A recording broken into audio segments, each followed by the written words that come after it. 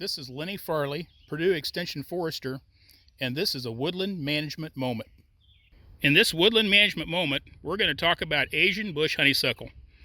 This is an exotic invasive shrub that we find invading the understories of our forest areas because it has good shade tolerance and so it can grow underneath the canopies of our native trees.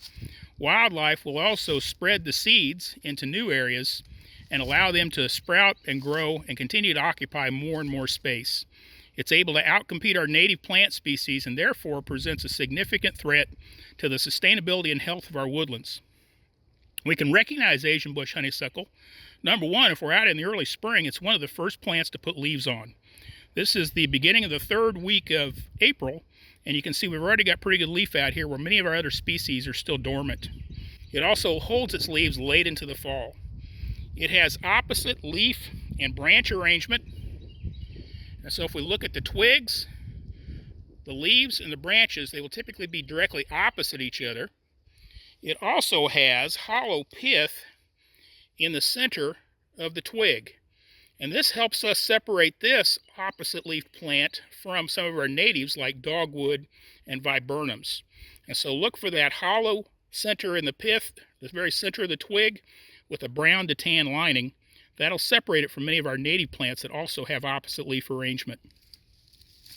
When it comes to managing invasive bush honeysuckles on our property, first thing is to scout, see what level of infestation we have. Next, you can start thinking about control strategies. And so for small plants like this one in front of me, oftentimes pulling, particularly in moist soil conditions, is very effective. Get as much of the root area as you can out and hang that root area up so it dries out in the sun and can't potentially reroot in moist soil. For larger plants that aren't easy to pull, we could look at a foliar application on plants maybe up to 6 or so feet tall, where we're going to spray the foliage with something like a solution of glyphosate.